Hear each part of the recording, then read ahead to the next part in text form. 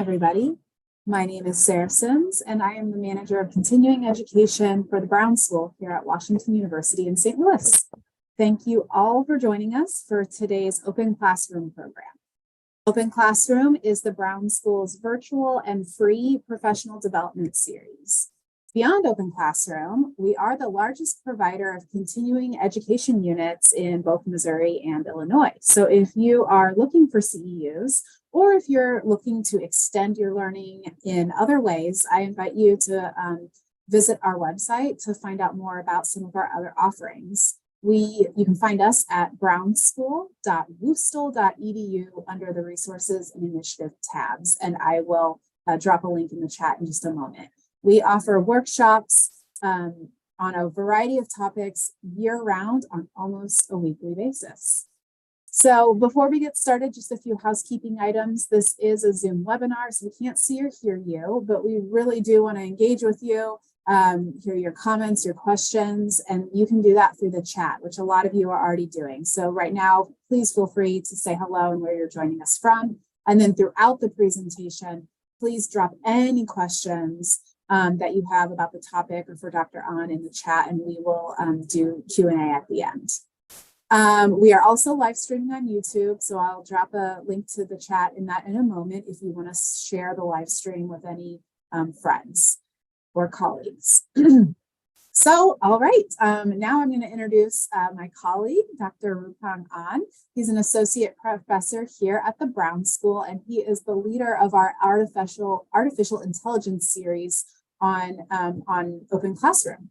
And he also leads a professional certificate course on AI, which we are excited to be able to offer again this fall. Registration details are coming soon, but I will put a link to that for people who want to learn more. It's open to anybody, not just Brown School students. So if you really want a deep dive into artificial intelligence, I really encourage you to check out that program. So more about Dr. An. He conducts research to assess environmental influences and population level interventions on weight-related behaviors and outcomes throughout the life course. In particular, his work assesses socioeconomic determinants and policies that affect individuals' dietary behavior, their physical activity, sedentary lifestyle, and in children, adults of all ages, and people with disabilities. His research aims to develop a well-rounded knowledge base and policy recommendations that can inform decision-making and the allocation of resources to combat obesity. Dr. An's research has been funded by federal agencies and private foundations. He serves as a research grant reviewer for the NIH, the HHS, the NSF, and the French National Research Agency. Dr. An has wide teaching and methodological interests, including applied artificial intelligence, machine and deep learning, which he's going to talk about today, quantitative policy analysis, causal inference, cost benefit and cost effectiveness analysis, and microsimulation. He also researches applied econometrics and regression analysis, systematic review and meta-analysis, and data storytelling.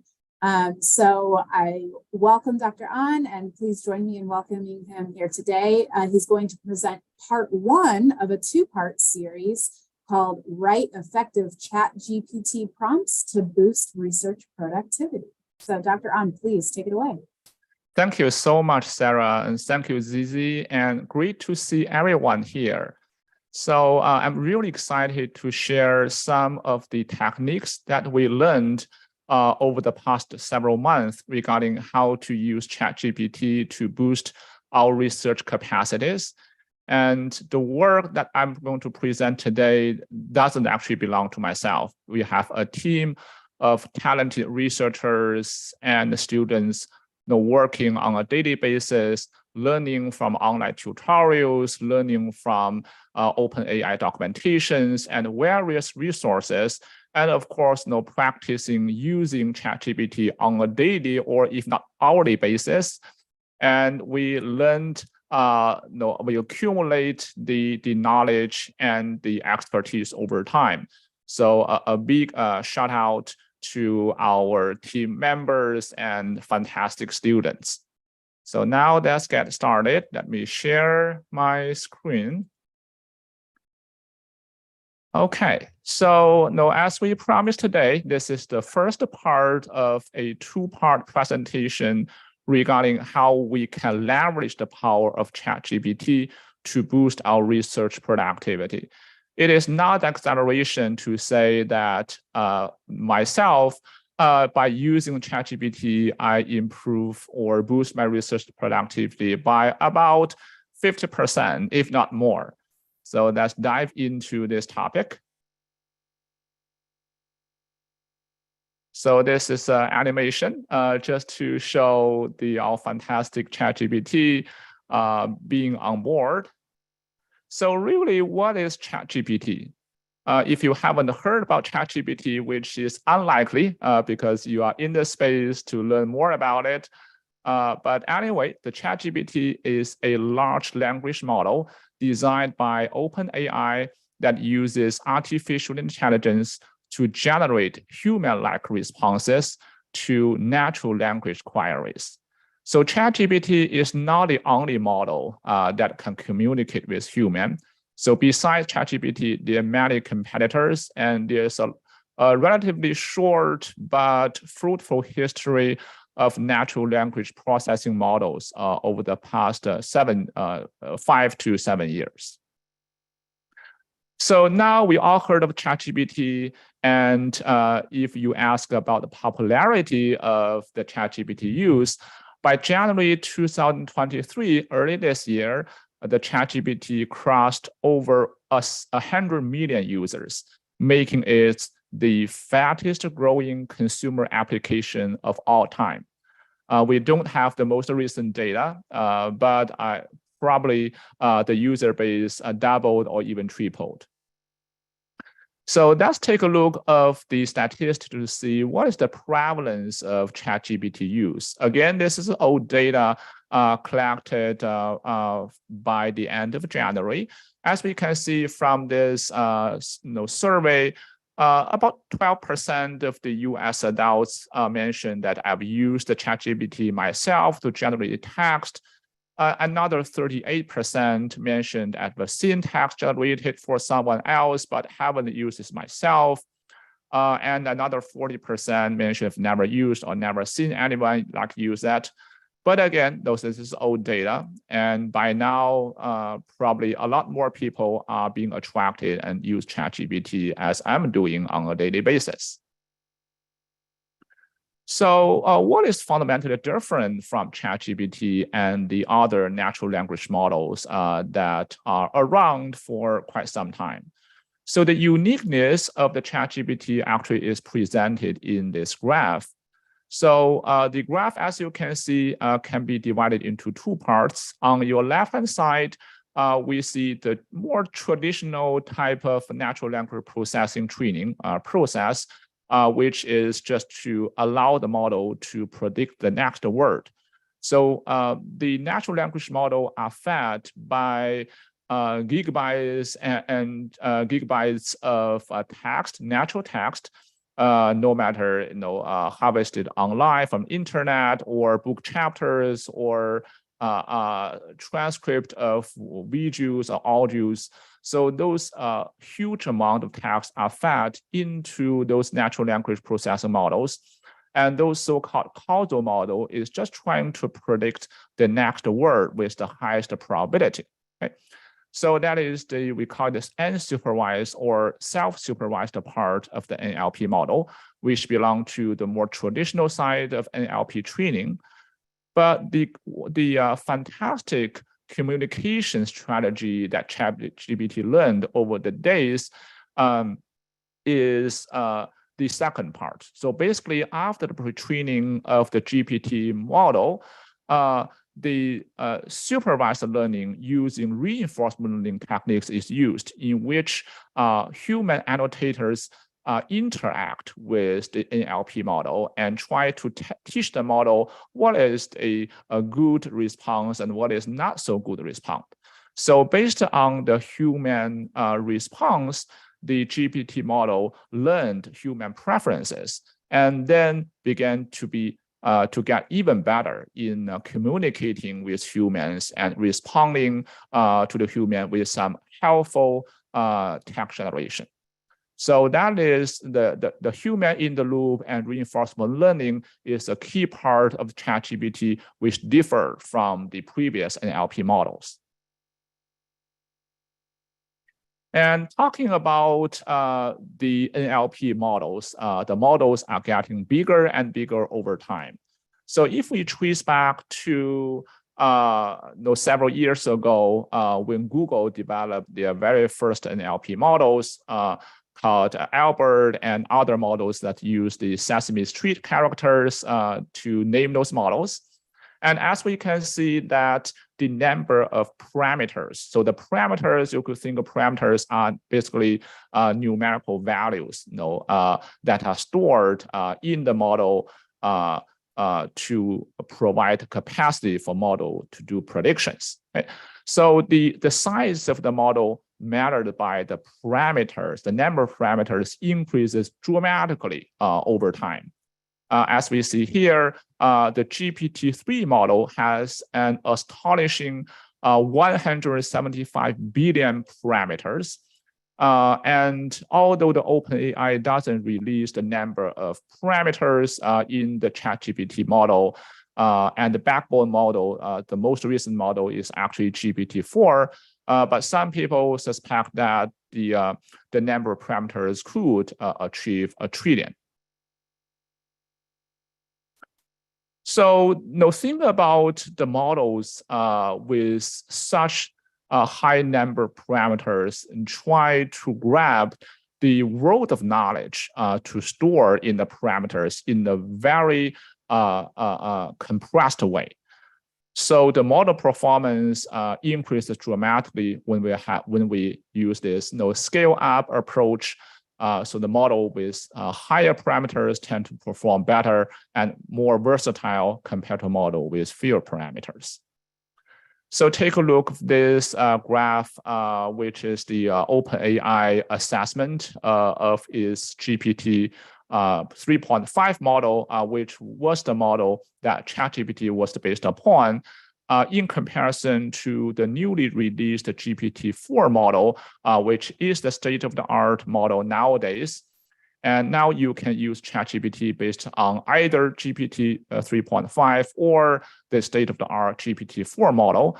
And not to mention that GPT-5 model is on the horizon.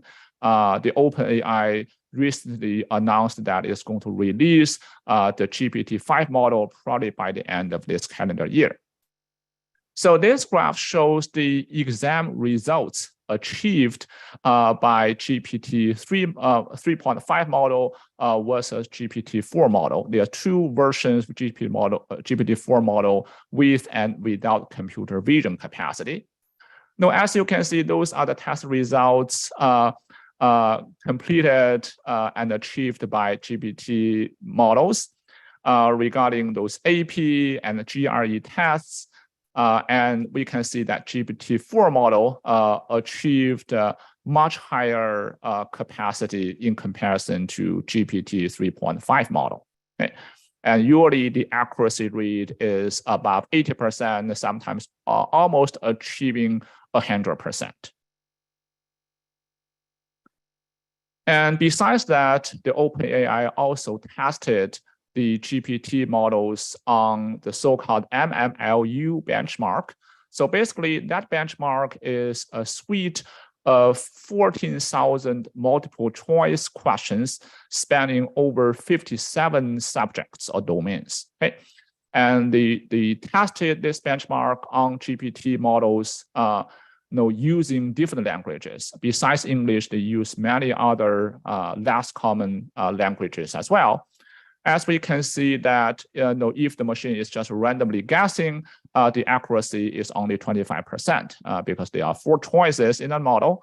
But for GPT-4 model, if we take a look at the GPT-4 model in English, the accuracy is 85.5%.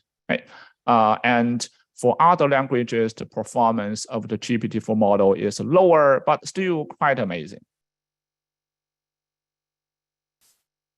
And we all take for granted that humor is a human talent, right?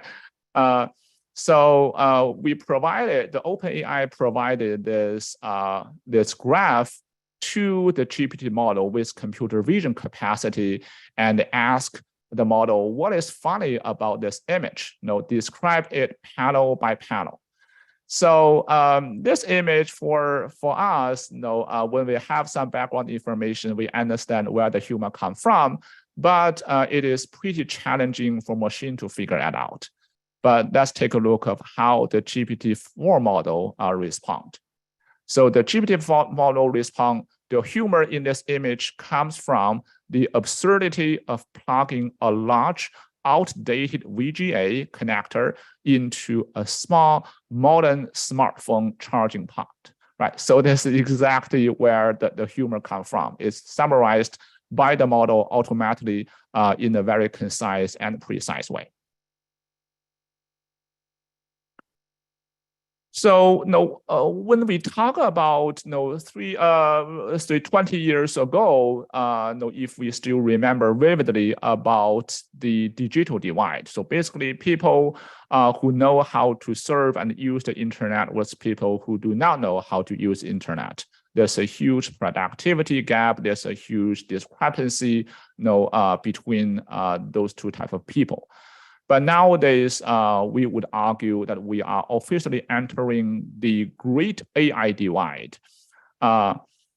So on the one hand, people who know how to leverage an NLP model, such as ChatGPT, they will have the world of knowledge and know-how at their fingertips. This is not an exaggeration. Later on, when we do some demonstration, hopefully it's going to convince you that is the reality.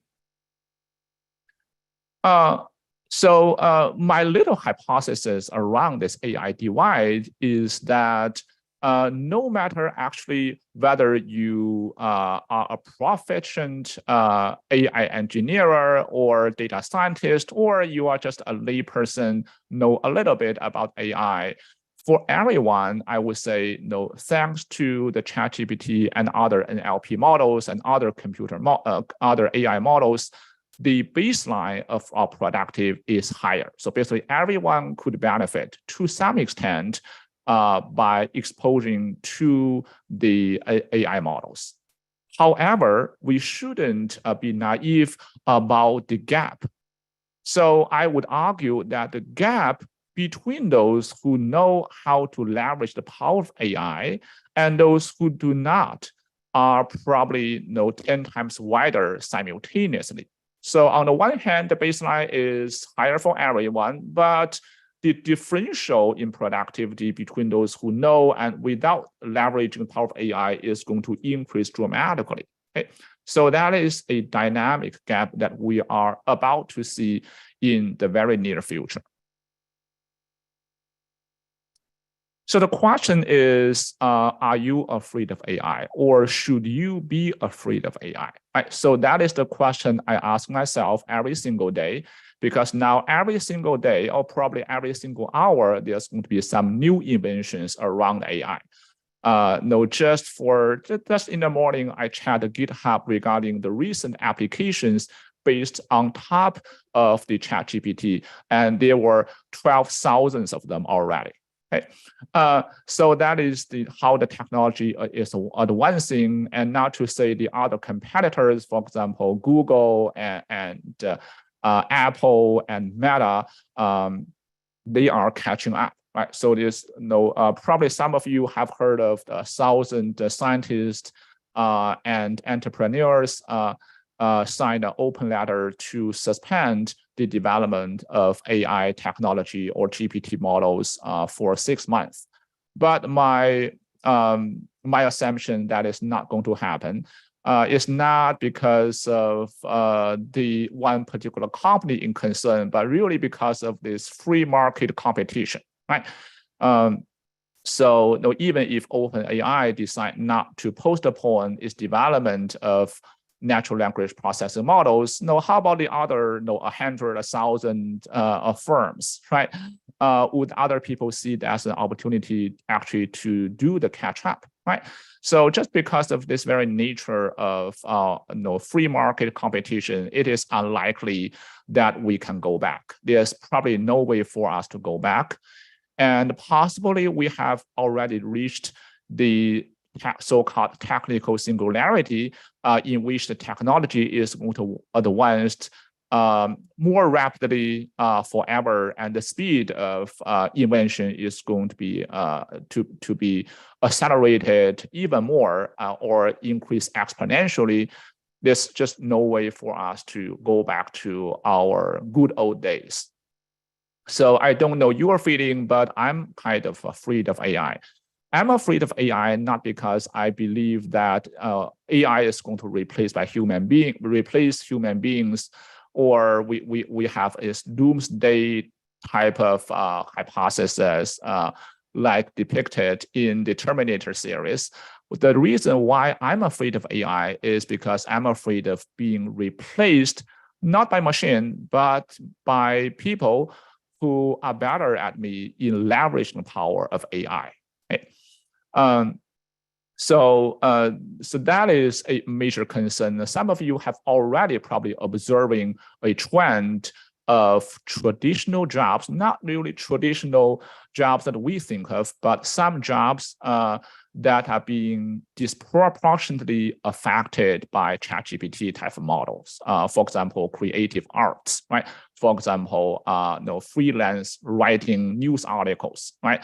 For example, in the financial industry, doing accounting or writing columns about the stock market, right? So there are probably going to be other industries affected as well. But really, probably in the next 5 years, we are going to see a dramatic change or dramatic impact in the reshuffling of the industries and labors in the job market. So bear that in mind. I think that gives you another incentive to learn about AI now, because if we do not learn, others would learn, and our job could be in jeopardy. So that is the reason why I myself is afraid of AI, because now the open-ended question is we do not know what AI cannot do. So talking about prompt engineering, which is the way, at least the current way that we communicate with AI, right? And before we even start about talking about prompt engineering, think about how a human being use language, right?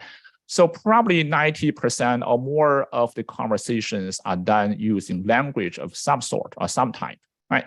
So no matter you are writing poems or you are talking with your colleague about a mathematical question, or whether you are writing essays and grant writing, and all those actually heavily involve the language use. Okay, so basically, language is the way our human beings communicate with each other and articulate our ideas.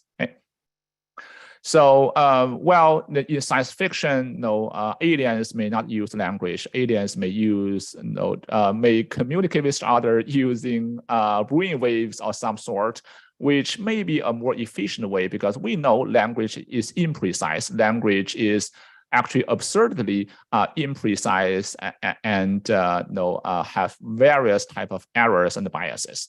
But still, using this imperfect language, we human beings have achieved much of the civilization to today. And so language probably is the most natural way to communicate between humans, and maybe also the long-dreamed goal of communicating with machines. So I argue that the prompt engineering, basically how to write good prompt to machines, is the open sesame to the treasure of ChatGPT and all the other generative AI models. Okay, so if you remember that the the fable about Alibaba in terms of open sesame, right? Open sesame was the keyword to open the treasure to the mountains of Treasureland, right? So prompt engineering probably is the open sesame to the treasure of ChatGPT. So what is prompt engineering? We define prompt engineering as the process of carefully choosing and crafting specific words, phrases, or code snippets to train AI systems in producing desirable responses or outputs. Basically, it's the way that you demand and you ask the ChatGPT and other models, natural language models, to do what you want it to do. So here we take a look of the ChatGPT interface if you haven't played with ChatGPT at all. So the free version of ChatGPT actually allow you to use GPT 3.5, which is the default and the original GPT model. But if you have subscribed to ChatGPT Plus, which is a bit of investment of $20 per month, you would be able to access GPT-4, which is a more advanced, the state-of-the-art GPT model that has a lot higher capacity. So my personal experience of using GPT-4 is that it is not an incremental to GPT 3.5. It's a huge gain and huge advancement in comparison to GPT 3.5. If you have already used the free version, then you get to use this amazing result from GPT 3.5. But well, no, if you use GPT 4, you don't want to go back.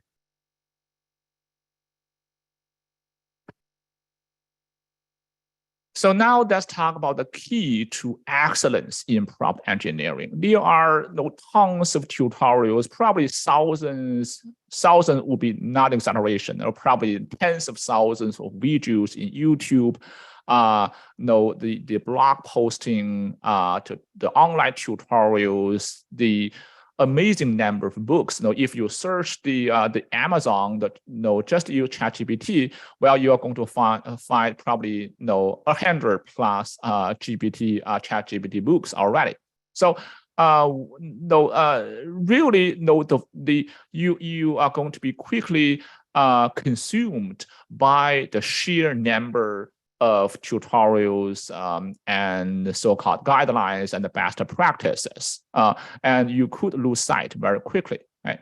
And our team spent a number of months in trying to go through a large number of those prompts, of those tutorials. And what we found actually is pretty simple.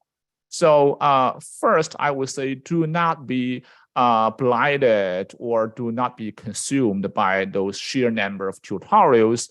We can boil it down to a single phrase.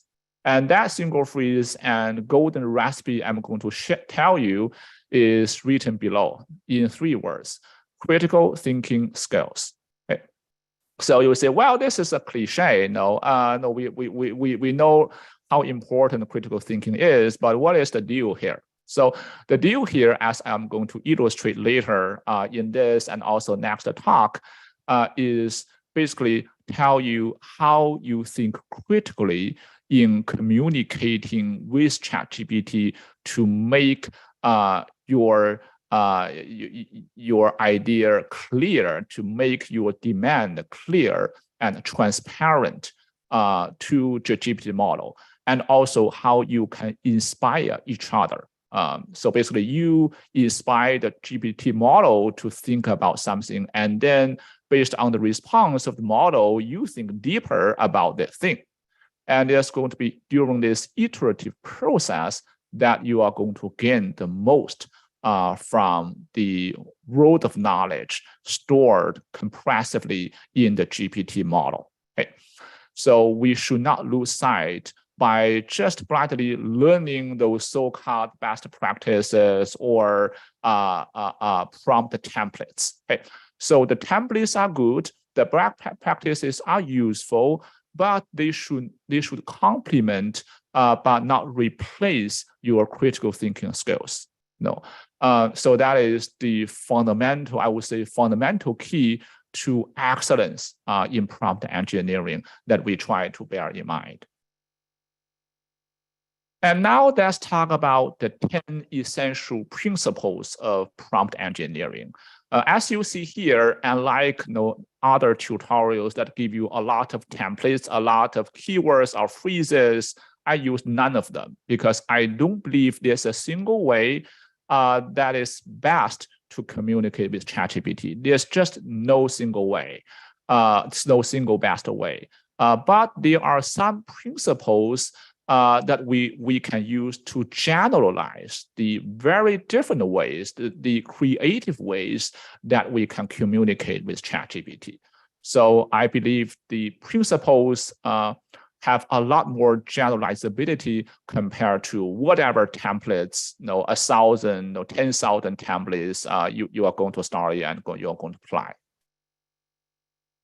So the first principle is be specific and clear in your prompt. Okay, you think, well, this is cliche. Of course, I want to be specific and clear, but I'll give you specific examples. I'll give you examples on each of the 10 essential principles, and to not to suggest to use the same example, but to give you some idea about how you can creatively apply those principles.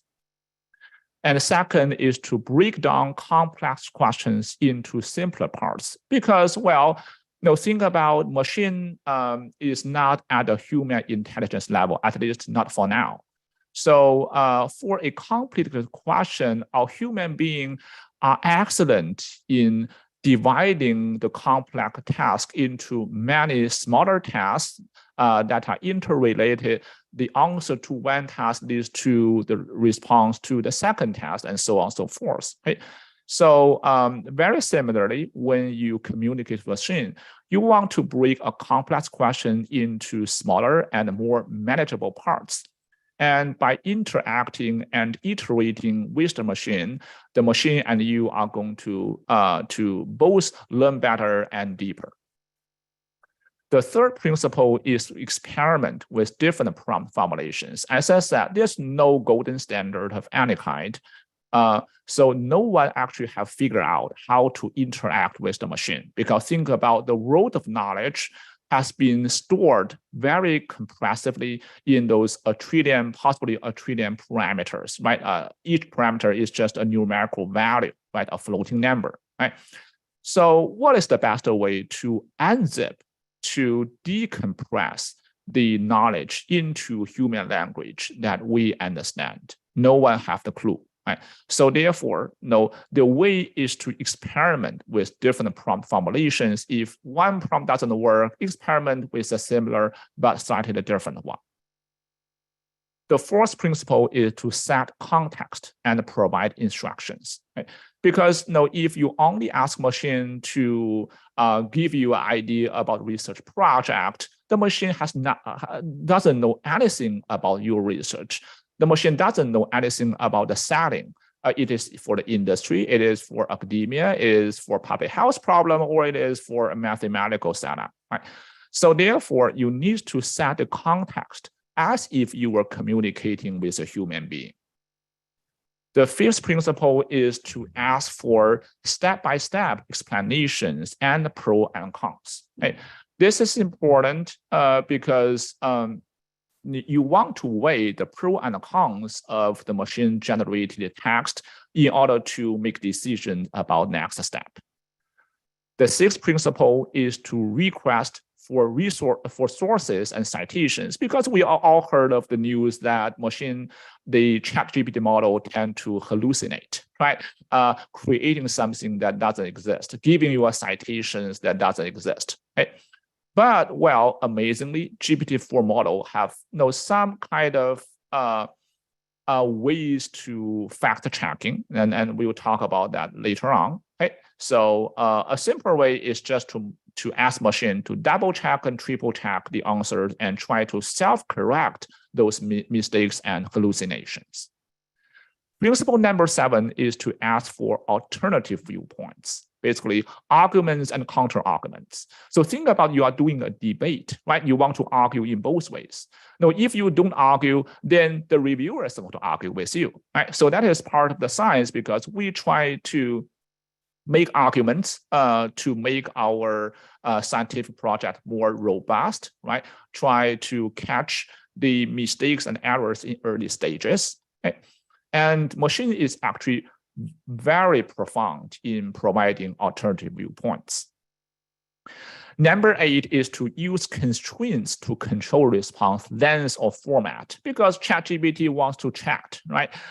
You are going to very soon realize ChatGPT is a great conversation about, but sometimes probably talk too much. In this case, you want to somehow control the response to make sure that the response is right to the point and exactly what you need, no less, no more. Number 9 is to provide examples. Okay? So think about if you talk to a graduate student or if you are say primary school teacher and giving instructions to to probably a 5-year-old or 10 years old. So what you do is you not only provide the instruction, but also you give some examples, right? And then the students are more likely to follow examples because we human beings are very good at analogy, right? We make analogies all the time, right? So actually machine is fantastic in making analogy and following examples because, well, mathematically, the machine uses numerical vectors to contain each word, and each word is related to other words based on the so-called mathematical embedding. And the embedding itself actually is a similarity matter. Okay? So that is the reason why machine is fantastic learning from examples. Now, if the instruction is too technical, the machine may not be able to understand fully. But if you just give a few examples, the machine actually can follow very much your desired output. And number 10 is to encourage critical thinking and exploration. So basically, this tells the machine, allow the machine to freely explore. Because think about, well, although machine is not a free soul, but a machine may not have free will, but machine has this vast of knowledge, right? So if you restrict your demand so tightly that you do not allow machine to exercise its critical thinking skill, exercise is accessibility to its knowledge pool, then it's going to be a waste of the resource, right? And it's going to limit what the machine actually can provide. So you do want to provide some kind of freedom for the machine to explore. And we'll illustrate that in our prompt engineering exercises. Okay, so now let's provide some examples regarding each principle. So principle 1, as we said, is be specific and clear in your prompt. So instead of asking, for example, what are the benefits of exercise? So here realize that we use red color to denote a not so good prompt, whereas we use a green color to denote a better. It's of course not optimal, but it's a better prompt. Right? So the goal here is not to memorize the prompt because it's a futile exercise. There are going to be millions of prompts or trillions of prompts over the years. It's really to exercise your generalizability of using those 10 principles. Right? So here, give an example of be specific and clear in your prompt. So instead of asking what are the benefits of exercise, better to ask what are the cardiovascular benefits of moderate intensity aerobic exercise for adults, right? Because this is a lot more specific. Right? Instead of asking how do vaccines work, is much better to ask the question, please explain the mechanism of action of mRNA vaccines in generating immunity against viral infections. Okay? Be very specific and clear in your prompt, number 1. Okay? So number 2, break down complex questions into smaller parts. So instead of asking what is the impact of nutrition on cognitive function, which is definitely a complicated ask.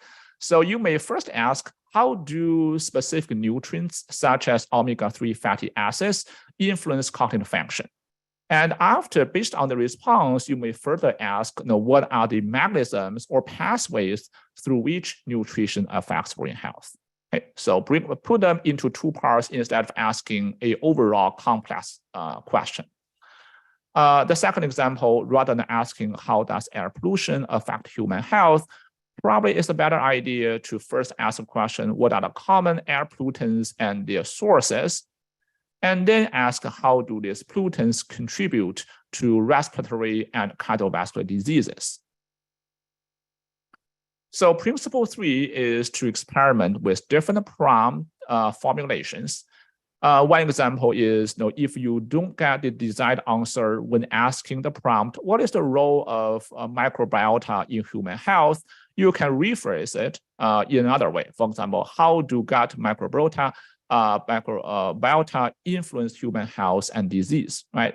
And the second prompt is better because it gives you basically a directionality of what impact what. A second example, if you can't get a satisfactory results from asking the prompt, how do genetic factors influence obesity? You can try a different formulation. For example, what are the specific genes and pathways involved in the development of obesity? So principle 4 is set the context and provide instructions. For example, if you ask how is diabetes treated, well, there's no context, right, in this question. Maybe you can specify by providing some context, explain the treatment options for type 2 diabetes, considering lifestyle changes, medications, and surgical interventions. Another example is, instead of asking, what are the risk factors for Alzheimer's disease? You may provide some context. For example, describe the modifiable and non-modifiable risk factors for the development of Alzheimer's disease. Principle 5 is to ask step-by-step explanations or pros and cons, which is very important and very commonly applied in prompt engineering. So instead of asking which study design should I use, it's much better to ask the question, what are the pros and cons of using a cross-sectional study design versus a longitudinal study design in examining the effects of diet on obesity? And you can also add a question, please explain this step by step, so that the machine is going to explain not only the pro and cons, but also how it derives such evidence. So instead of asking, how do I conduct a systematic review, which is too broad and not specific, you can ask the ChatGPT to provide you the key steps involved in conducting a systematic review and meta-analysis of clinical trials. So it's going to give you probably a list or bullet point like step-by-step instruction about all the key procedures in conducting a systematic review. So principle 6 is request for sources and citations to address hallucination and lack of fact checking. One example could be, what are the latest advancements in immunotherapy for cancer treatment, right? And instead of just asking the question, you can add another sentence. Please provide the sources or citations for my information. And actually, ChatGPT is going to provide you all the citations it uses. And then, of course, if you are suspicious whether any of those citations are made up, you can always Google it or use other search engines. Another example would be, what clinical evidence supports the use of probiotics for managing irritable bowel syndrome? And instead of just ask a question, you just add another specification. Please provide relevant source of citations. So principle 7 is to ask for alternative viewpoints. Remember the arguments and counter arguments that you exercise in your elementary or middle school debate teams, right? So one example could be requesting different perspectives. What are the arguments for and against using statins for primary prevention of cardiovascular disease? Okay, so it's going to tell you the argument for both for and against, the pros and the cons, right? So it gives you a more holistic understanding of the question at hand. Another example could be encouraged exploration of opposing viewpoints, maybe using a prompt, provide arguments against implementing a sugar tax to combat obesity. Because remember, we are all very much passionate about, say, what we believe to be socially beneficial, right? For example, sugar tax, right? Sugar sweetened beverage tax. But we need to carefully consider not to be biased by our own viewpoint. It is important actually to give you some opposing thoughts about your argument, and that is usually beneficial to provide you a more holistic understanding. Okay? So principle 8 is to use constraints to control the response length and format. For example, to receive a concise answer, you can ask, after your request, you can ask, please summarize the main findings of the Framingham Heart study in 3 sentences. Okay? So here is not to be shy. If you want to summarize in 3 sentences, 100 words, just tell. Right? And the ChatGPT is very versatile in providing either expanding or compressing the content to the desirable length or format. And if you want to get a structured response, you can ask, list 5 health benefits of regular yoga practice and provide a brief explanation for each. It's going to give you a bullet-like response. And for each health benefit, it's going to give you a brief reason. Principle 9 is to provide examples. And in fact, it has a specific name in machine learning. It's called few-shot learning. To guide the model performance.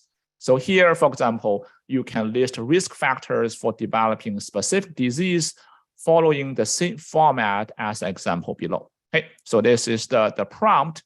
And after prompt, what you want to say, first you provide the first example. Okay, notice that the first example is formatted. Okay, you have first disease and then type 2 diabetes. So this is the type of disease. And then you list the risk factors, obesity, sedentary lifestyle, family history, age, high blood pressure. Okay, so this is a complete example. Okay. And then you give another example because, few-shot learning basically means that you provide several examples as part of your prompt. So the second part of the prompt is another example. Disease is heart disease. Risk factors include high blood pressure, high cholesterol, smoking, obesity, and diabetes. And then look at this. The third one is not an example. The third one actually is what you want to ask. You provide the name of the disease, which is Alzheimer's disease, and then you have risk factors column, okay? But you have nothing there. But remember, the ChatGPT model is based on GPT-4 model, which is a causal language model. And the causal language model is trained to predict the next word. So therefore, actually, no matter what ChatGPT is doing, underlying it is just trying to predict the next word. It is trying to complete the sentences or paragraphs. Okay? So therefore, by providing this few-shot example, you actually guide the ChatGPT to answer the risk factors associated with the Alzheimer's disease. And principle 10, the last principle, is to encourage critical thinking and exploration.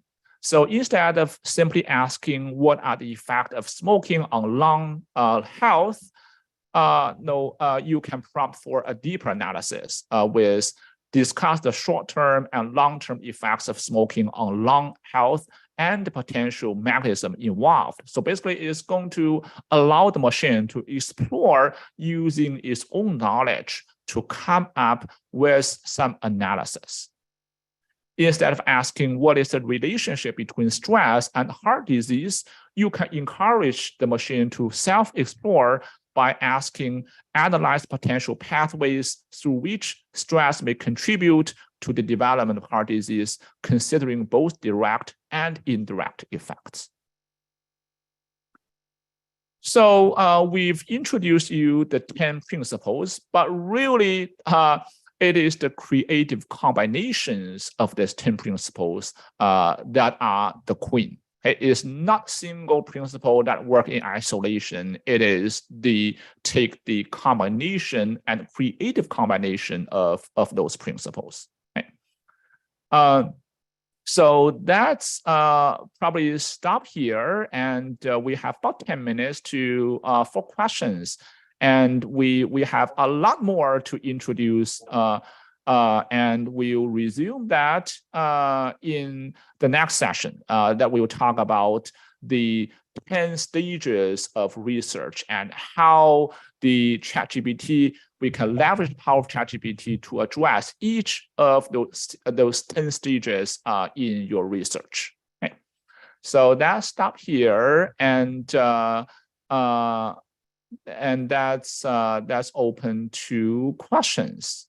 Yeah, and we've got several, so I'm going to try to get through as many as possible. The first one I have is around the language that you use when you're putting in the prompts. In some of your examples, you used like really specific terms. And is it better to use specific jargon, you know, with respect to the research you're doing, or is it better to use plain language? Yeah, where are you going to get the best results? This is a great question. Definitely, you can explore the ChatGPT yourself to see what is better suited. But my experience is that you want to be as specific as possible. Don't be afraid that machine don't understand the terminology. Actually, the machine understand probably a million times or maybe a trillion times more than any human being in this world. So the machine know all the terminologies. I'm pretty sure about it. And last, well, this terminology that's just developed, a few days ago, before the machine was, after the machine was trained, right? So that was only constraint, but otherwise, be specific, be as logical and terminology heavy as you want. The machine can understand. Great, thank you. So the machine is smarter than us, I see. So the next question, and I have this one as well, is about citations with ChatGPT. Are there best practices or standards? Do you need to disclose that you use ChatGPT? Should you disclose what your prompts were, or can you simply just cite what the machine gave you in the results? This is a great question. So no one have a definite answer, right? And it's a huge debate in academia nowadays regarding to what extent we are allowed to use ChatGPT to do research, right? So my personal intake is the following, but of course, not everyone agree with me. So I would say, think about it's the very same as if you were using, for example, the computer programs to do statistical programming, right? You need to declare that using this software and that software to assist your calculation, right? Although no one actually report the calculator they used to get this number, right? So I would say, as long as you are honest, you acknowledge that you use the technology to maybe write part of the manuscript, and you acknowledge all the original contributions of the idea. Basically, you provide the citation for each of the sentences and knowledge points that you do not self-create or generate, and making sure that those citations are existent, of course. Then I would say probably we are in good shape. Right. So the worst case would be you are doing plagiarism, right? It's someone else's work, but you claim you're yours. You are using ChatGPT to rephrase someone's work, but without acknowledging it is that person's work. That would be very worrisome, right? And it's not an ethical way of using ChatGPT. So we should be transparent. We should make sure that we acknowledge the original author regarding their ideas. So we are not really breaching the plagiarism, and we are not breaching the ethical concerns. Yeah. So, and I have a couple of other questions related to like ethics of using ChatGPT. So it might have overlapped with what you just said, but maybe if you have anything else to add. So I'm going to combine some of these. Are there any other ethical issues that you see or that you know of in using ChatGPT to write literature reviews? And then also any other concerns that you know of around plagiarism in using ChatGPT? And sorry, making a third part to this. How can you still make sure that you as the author, you as the researcher, that your writing style comes through, and that it's does that make sense, that question? Yeah, sure. First, if you want the ChatGPT to write in anyone's style, you can just tell, right? If you like Shakespeare, you can do Shakespeare. If you like someone else, Elon Musk's way of talking or tweeting, you can definitely do that. But really in doing research, say for example, you really prefer your own writing style, and you can provide example, using few shot learning that we introduced to tell explicit ChatGPT to follow your writing style in creating a paragraph, summarizing this literature, or talking about some mechanisms in health sciences, right? So that is okay, I would say. So what is not okay is when you use the machine to summarize the literature, but first without acknowledging that we use ChatGPT, and second, you do not acknowledge the original contributor's name and providing the citations. That would be what I'm really concerned about. But other than that, I would say probably you should be fine. Although, different people have different ideas. Some people are really against using ChatGPT at all. Even University of Hong Kong actually banned of using ChatGPT on campus. So personally, I have some reservations about those banning. I don't think that's going to be very productive and may not be sustainable in the long run. It's like, you can't really prevent students using calculator, right? And it's not really necessary for us to ban the use of calculator. But people have different opinions, and I respect that. Yeah. And so you've already touched on this a little bit, but this is kind of just a more broad question. Like, can ChatGPT really do a systematic review of literature? Like, can it cover everything on a topic that you want it to? Right. So that is a great question. I know. Hopefully, this question comes from my class, because I'm teaching systematic review and meta-analysis for 9 years. And I'm not actually afraid that if ChatGPT can do this review automatically, I'm not afraid of losing my job as an instructor. To be actually honest, I'm giving a full thought on this, and actually I'm in development of some technologies around using ChatGPT or other models to semi-automate some of the systematic review tasks. I would say in the general, we should always allow people to stay in the loop. So basically, there are some decision nodes and decision points that we don't feel comfortable of delegating machines to do that automatically. But there are other parts of the systematic review which is labor intensive, which is repetitive in nature, and that should be automated. So basically, the goal is to automate what we want to automate, but reserve the human decision-making in the loop. Sure, we all have parts of our day-to-day research and jobs that we would love for it to be automated, right? Of course, so as much as we can.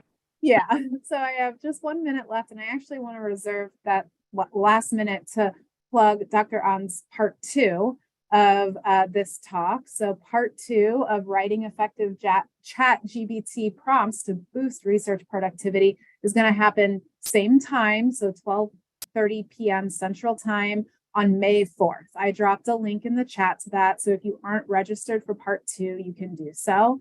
If you want to come back to this presentation and review it. A recording will be posted online. And Dr. An, we had a question if you would be willing to share the slides as well online. Oh, yeah. I'm Okay. completely fine with that. Yeah. Okay, so those slides will also be posted on our professional development webpage. And then finally, please check out the very last link that I posted, which allows you to learn a little bit more about Dr. An's postmaster's certificate course in artificial intelligence. It's open to anybody, whether you're a Brown School student, a WashU student, not a student at all. Anyone is available or is able to take that if you really want to learn a lot more about this topic. But thank you so much, Dr. An, for the presentation today. We look forward to part 2 in May, and thank you everybody for joining and your questions today.